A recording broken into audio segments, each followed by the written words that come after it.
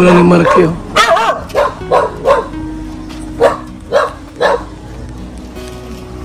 Nanay! Tindahan kayo dito ah. May tindahan na kayo. Saan pagawa niyan? Si Mark. Si Mark? Saan? Sana may libangan. Yan nga, dyan po nga ako na higat ang bahay ko. Yung lote, kinong lote ito? Yun po sasabi ko baga sa iyo. Pinunta na ako. Ini mo ito lote? Ah, hindi. Hindi rin lote ni nanay ito. Ah, hindi pwedeng bahayan. Hindi siya pwedeng bahayan kasi hindi yan lote. Malakas ng lote ito. Sa kanya ito. Ginawa siya ni Marky ng munting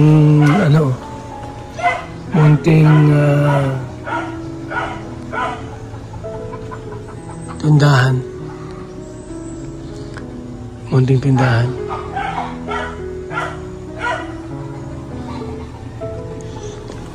Yan.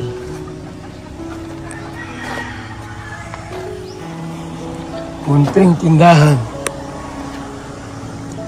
Kasi wala man ditong ganong tao. Kami libang-libangan lang po si nanay. Mahirap magbabahay dito kasi di mo lote, no? Di mo ito lote, no? May binigay po sa may pinag po sa aking lote doon sa Asdong na daw po yun. Saan galing yun? Ano daw po yung project ng LGU. Binibigay sa'yo? Inilista po ako. Abayad kami ng 4,500. Pero wala pa ngayon? Nandyan na po, naka-nai-award na po. I-award na? Doon po siguro, doon ang pwedeng magpabahay. Pero dito ay ayaw ko magpabahay. Hindi ko masarili ang lupa kahit baga matagal na ako dito. Hindi ko man alam kung halimbawa baga, siyempre kung ibigay na lang na ito lang, kahit itong natitirikan lang ng bahay ko at matagal na naman. Siyempre, ang alam ko na ng lupang ito, naka-floating pa ito. Ang may-ari patay na, wala na mga anak. Yung may-ari. Mag-asawa sila pero walang anak. Maraming lupa yun, kaya lang ay hindi ko na alam kung sino nakakuha ng lupa. Ilang hektarya po ito? Square meter? Basta ito lang natitirikan ng bahay ko ang itong may anong ito. Bakod po? Tagal na ako dito. May 40 years na. Ay, baka hindi mo na ito kunin. So yan po mga kalingap. Ito yung lugar nila Marky. Ang yung lote nila hindi sa kanila. Hindi pwedeng bahayan yan. Kasi wala silang papel na pinangahawakan. Baka may sumita. Tapos may magpatigil, mahirap na. Mahirap na po pagagayaan. Mga kalingap. So, napasaan kami rito. At yun nga po. Nakausap natin. Tapos meron ka ng libang-libangan. Ano meron ito nabili naman? May nabili? May nabili, ma'am. Meron din? Mahina pa. Ito lang mga ganong tao rito. Kunti lang. May nabili. So yan po mga kalingap. Ito yung lugar nila Marky. Yung lote nila hindi sa kanila. Hindi pwedeng bahayan yan. Kasi wala silang papel na pinangahawakan. Baka may sumita. Tapos may magpatigil, mahirap na. Mahirap na po pagagayaan. Mga kalingap. So, napasaan kami rito. At yun nga po, Pala po yung nakausap natin.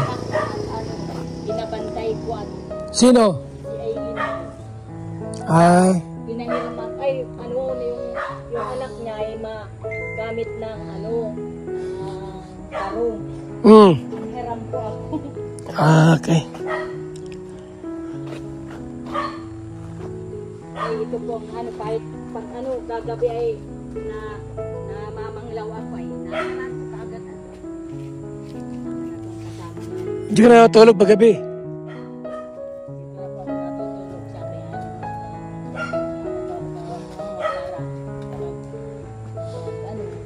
Sino nag-construct gumawa niyan? Sino ang gumawa niyan? Nag-construct. Ayun ang gumawa. Okay. Marunong man pong magawa-gawa. Yung mga yan, gawa ng kapatid niya, yung trata.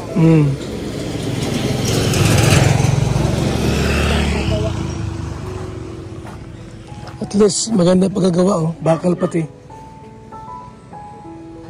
Hindi, okay, tapos okay na yan. May tindahan na rin, tapos diyan ka na natutulog. Okay na rin yan. Yan lang po. Okay na rin.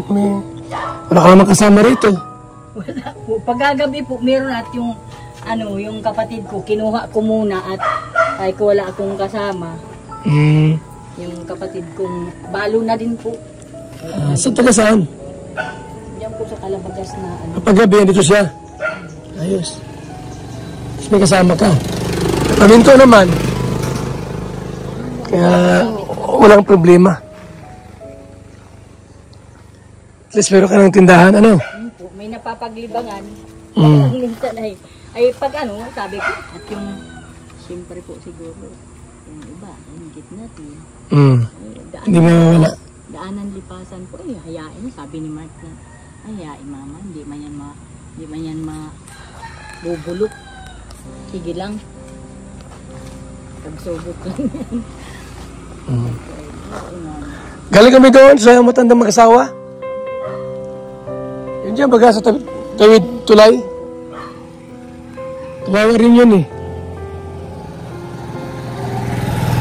Ito na kami. Ha? O, sige. Sige po, ha?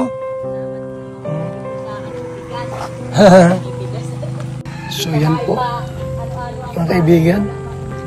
Dumaan kami dito kay na Marky sa mama niya. Alam namin kung kumusta na yung lote, pero ano pa rin po, hindi pa rin maayos. Wala pang talagang appeal yung lote nila. So salamat po, babay muna mga kalingap. God bless.